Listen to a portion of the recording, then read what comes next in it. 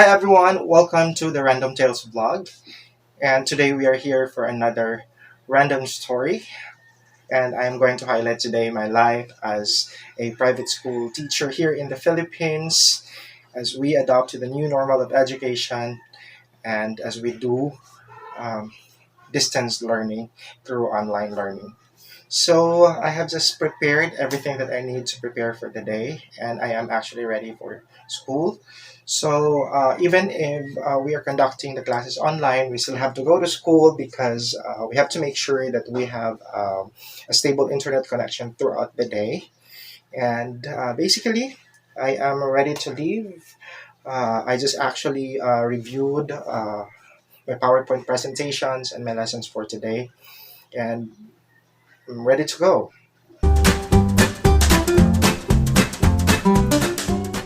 Yes, now I am on my way to my school.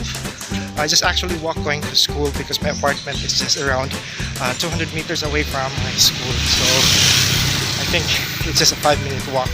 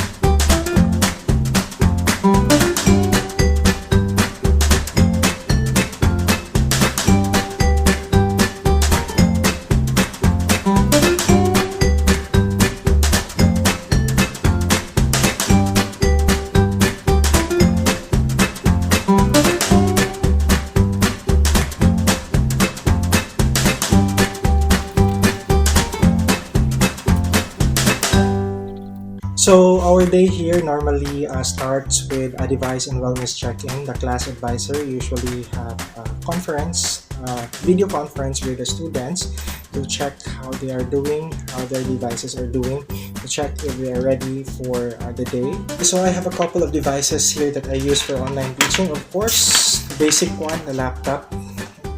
Can't live without this. This is actually a staple device, especially in online teaching. We have to check all the assessments or all the activities of the students are here. Um, I miss having papers in front of me, but this time I have not been using my ball pen anymore. Because we assess our students or we check our students' assessments digitally, and we send it back to them also digitally. And aside from that, I also have here a condenser microphone. So when do I use this condenser microphone? When I am recording some of the instructional videos, which I have not been doing recently. This is very useful. Okay, so voice recording also, this is very useful. And then I also have this headset. This headset has actually noise cancellation feature. Actually, I don't need a headset with noise cancellation feature. It's because we are assigned to certain teaching pods or classrooms here in school wherein usually there's no noise. So it's very seldom that you would hear background noise from the teacher's end. But just to make sure, of course, we have to invest on our headset because this is a staple device that we need every time we teach our students. Yes, I'm here and I am getting ready for my online class. This is actually the normal setup for our online classes. So as we do distance learning this school year, so we divide our activities into two. We have synchronous activities and asynchronous activities. Synchronous activities are those wherein we have a live interaction or a real-time interaction with our students. We usually do it through video conference, and we're using Microsoft Teams for that. Microsoft Teams is actually a very rigorous platform. It has pretty everything that you need. You can integrate some native applications also into Microsoft Teams, and you can also integrate some other applications from outside Microsoft Teams. So Basically, everything that we do this school year are done in Microsoft Teams, from assessment to the teaching learning activities, all. So, and we also have another set of activities. We call them the asynchronous activities. So asynchronous activities are those that are assigned to the students for independent learning. So usually the students do them on their own without the teacher's supervision. However, if they have questions, they can reach us through chat, or if they need help, they can actually requests for a consultation with us. We are available for consultation every day, and that's part of our daily schedule. Our consultation is usually done in small groups or sometimes a one-on-one consultation in case the student would like to have a focused discussion on topics, concepts, processes, and anything that they would like to be clarified about. So, as I have mentioned earlier, we are using Microsoft Teams as our platform this school year. I like Microsoft Teams because, as I have mentioned, it has pretty a lot of everything that you need. There are downsides, of course, there are disadvantages. But I think those disadvantages are just so few if we are going to consider the so many advantages of using Microsoft Teams. And it's very secure also because our students have a dedicated email address, login credentials, of course, that they have to use whenever they would join our classes, whenever they need to access their activities online. And how is it doing online classes since the start of the school year? Well, actually, at the start, it was not easy. We had to go through several certifications, several trainings. We had to do trainings also that we had to do on our own through Microsoft Educator Center. There were also trainings that were conducted by our technology consultant for us to be familiar of the tools that we are going to use this school year. And well, when it comes to pedagogy, actually, there is very minimal change when it comes to pedagogy. Well, teaching is teaching, whether it's online, offline, face-to-face, whatever it is. Well, teaching is teaching. It does not change. The modality by which we deliver instruction might have changed this school year, but the goal does not change. It's still the same.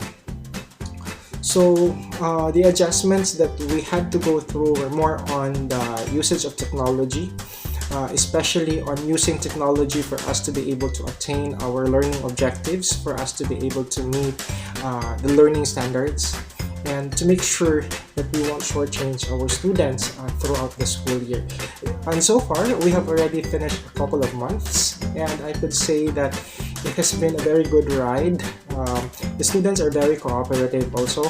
Well, I actually give credit to our students who have been so cooperative also throughout the process. I know how difficult it has been for them to do online classes. They don't have physical interaction with their classmates. They cannot physically interact with their teachers.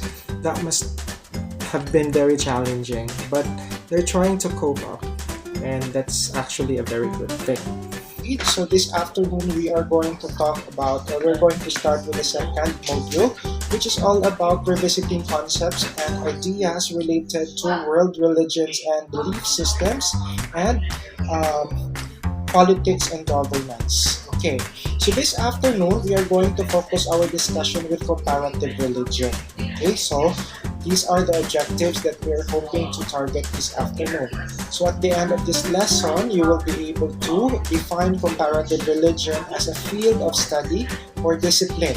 And also, you will be able to compare and contrast different religious beliefs based on their dominant characteristics. And lastly, you will be able to realize a common ground of different religious beliefs. Okay, so by the way, there are lots of reading materials that are actually assigned to you for this particular module. So why is that so? It's because this object, which is coordinating activity, is actually just a wrap up of all the subjects that you have taken in humanities and social sciences. So there are actually some readings that I would like you to look at to work on to enrich your understanding of these concepts. Okay, so there are actually 3 required readings for this course. So the first is Plato's Allegory of the Cave. After you read that, you have to come up or you have to make a reflection paper. And then after that, there is another reading which is all about cultural pluralism, which is a publication of the United Nations Educational, Scientific, and Cultural Organization. Right? So you have, I think it's only 8 or 9 pages. Okay, so so that's another reaction paper. Another one, the third material is actually a book, but you don't have to read the entire book. Okay, you don't have to read the entire book for reading material 3. There are a lot of articles there, so I would like you to browse through those articles and just select one. No repetition. Okay, no repetition. If one has selected this article, then another one should select another article. And by the way, the deadline for your praxis paper will be tomorrow. I'm expecting for that. I hope that you are doing well in completing your first praxis paper. Okay, time check. It's 8 o'clock in the evening and I'm still here checking the assessments and asynchronous activities of the students. So since we are using Microsoft Teams, so this is how our platform looks like. So here I can access the grades of my students, especially if I have already checked some of their works. So nothing appears for now. So I'll check on assignments to see if they have already turned in their assignments so that I can check. So it appears here that there are already assignments that have already been turned in. So I'll go down to this. So I can see here that 16 out of 17 students have already turned in their assignments. So let me go ahead and check.